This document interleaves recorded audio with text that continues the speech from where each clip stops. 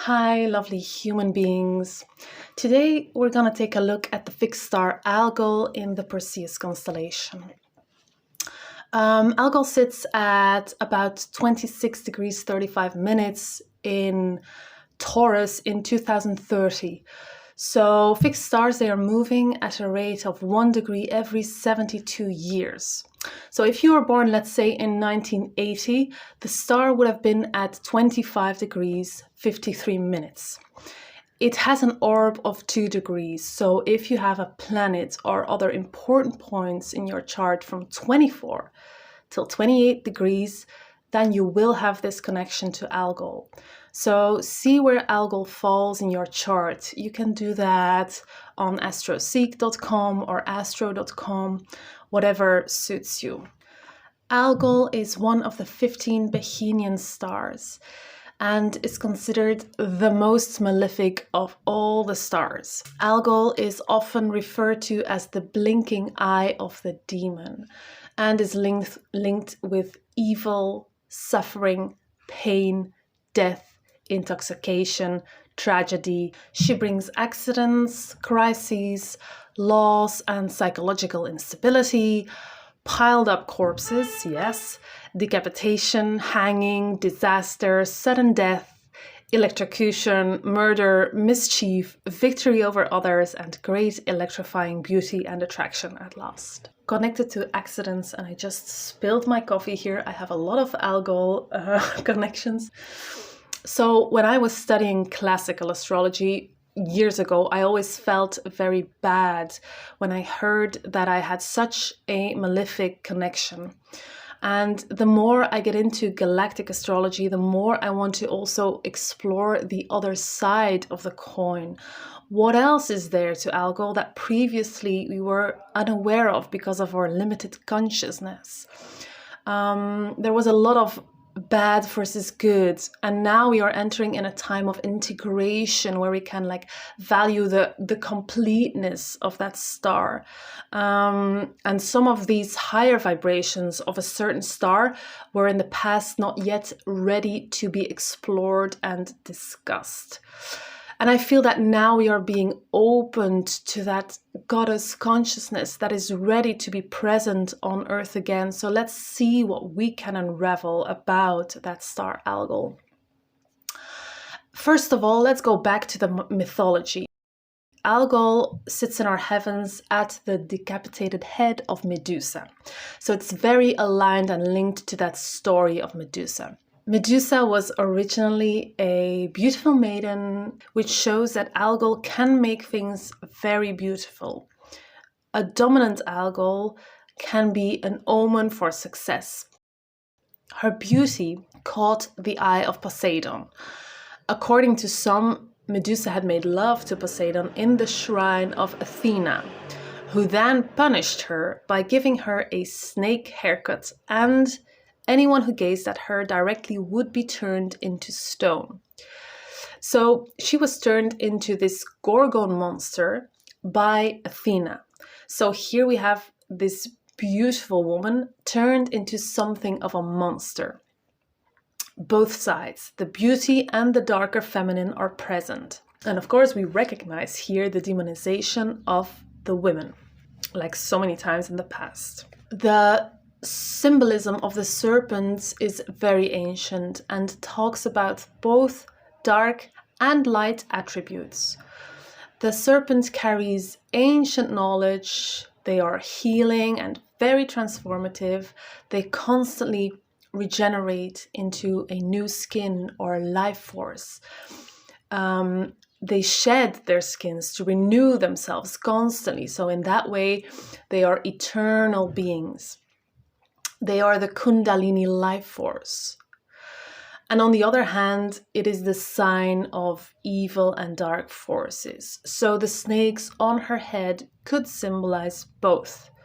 She could have been a very wise, wild, prophetic woman, a goddess, a seer, a witch, the raw feminine power that acts upon urges, senses, emotions. Hero Perseus sought out Medusa and decapitated her with the bronze shield while she was asleep. He did that as he was walking backwards, looking at her image in the reflection of his shield. So the mirror reflected the demon's image. We conquer our dark by reflection. Otherwise, we can be paralyzed by them. So here we have a man decapitating the raw powers of a female. A man claiming his power in relation to the dark feminine. Well, we know this story. This has been played out for thousands of years. And the female powers have been suppressed, shamed, blamed, and decapitated for years and years and years. So the metaphor of beheading has been used to express the dehumanization of women. So why does Perseus, a man, decapitate her here? Are we afraid of her wisdom, her dark power, her knowledge, her transformative power? What do we release when we cut free from our deepest instincts and desires? Decapitation might also talk about losing the mind, losing the ego, and total spiritual liberation. The symbol of a decapitated head is associated with prophecy, creativity, and transformation. I imagine that people with a strong Algol embody these characteristics. Now, the eye that turns people into stone is, of course, the window to the soul. So whoever looks into the power of this raw force becomes paralyzed. It's a reflection of their own self that they are not ready to see, maybe. Do they see the truth in her eyes? True knowledge, themselves in their purity? Does that scare us to look so deeply into our own soul? Have we been afraid of what we see in the eye of truth and raw life force? Does it paralyze us to see our power, our dark and light side? The awful beauty of Medusa carries so much of our own untapped power that we dare not to look her in the face. If we do that, we might be terrified of what we really see. So a lot of the information that I researched comes from this book, Fixed Stars in the Horoscope by Oscar Hoffman, and from this book, Living Lilith, by Kelly Hunter. I'm gonna read something for you. To see deeply into the dark side of life, its wilderness and chaos, can be profoundly transformational and freeing if one can endure the intensity of this encounter that strips the ego bare, exposes the naked soul. Algol can bring us to this edge. Yeah. And this is also very important for Algol. Do I fear the darkness more than I love the awakening? A very important one for all of us to ask ourselves.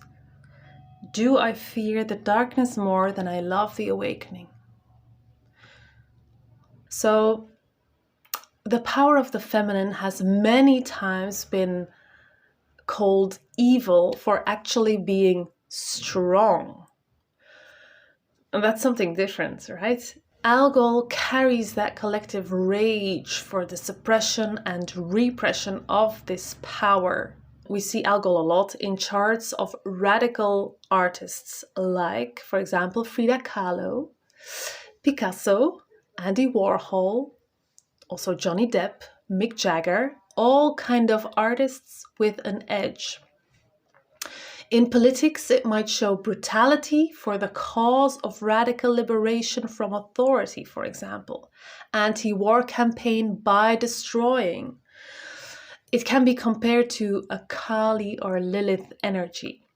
It is not soft, but it is true to itself. It has the bigger goal and bigger picture in sight. It knows what needs to be cut off to be free. From the cut-off severed neck from Medusa flies Pegasus, the flying horse. The imagination is freed from the paralyzing fear of the ego when confronted by the dark feminine eye. It can fly free now.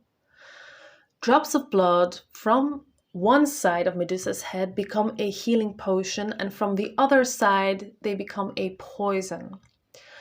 So the blood that dripped from her decapitated head was said to birth new life and was linked to the magic of the menstrual cycle.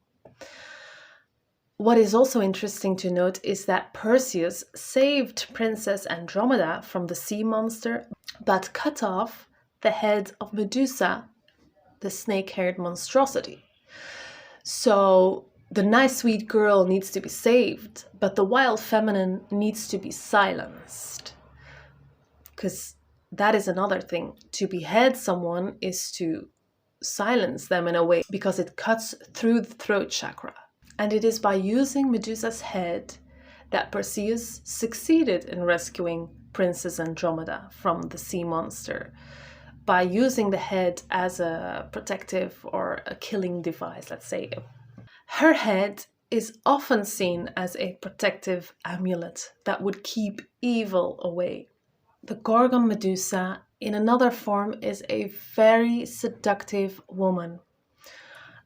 The unbridled pursuit of desires and lust gratification, magnetic attraction, aesthetic temptation, the beauty as well as the craziness. It goes wrong with Algol because the desires dominate too much, causing chaos, which is expressed by the snakes on her head.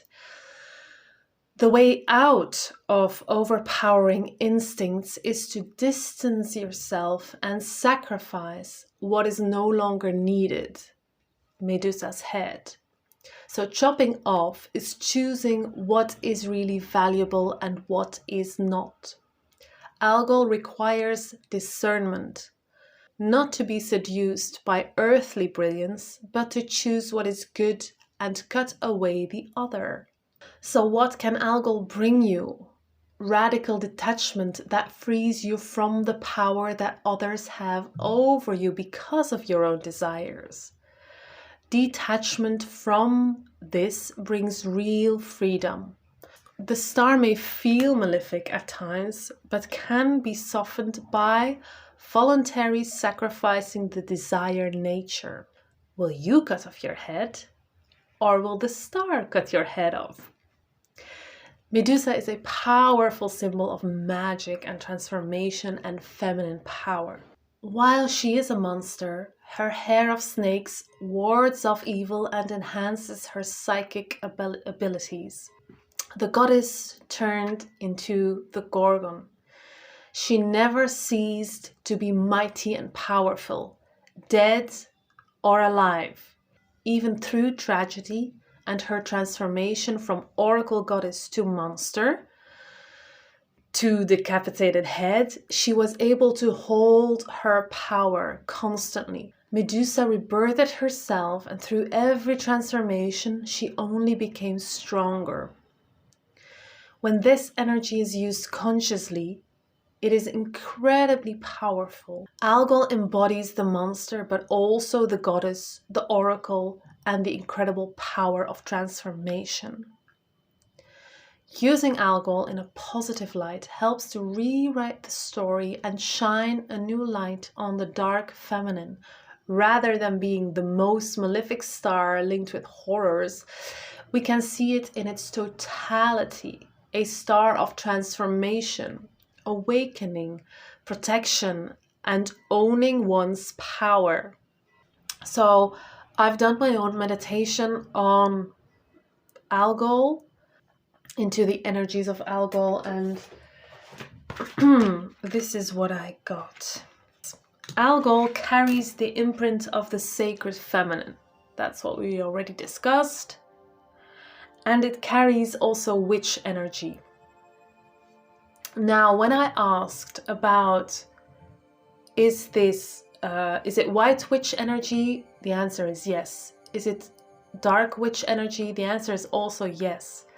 Because Algol is a neutral, raw force. And the difference between dark and light is actually the way you use it. So if you, let's say spelling, the spelling of words is actually casting spells.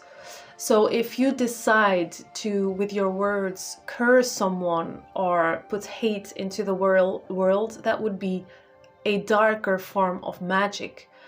That is what you choose to make of it. It is not that magic is dark or witch is dark or white. It is just neutral. It's how you, it's your intention, the intention with which you use it. So I saw a lot of darker green colors there on Algol itself. A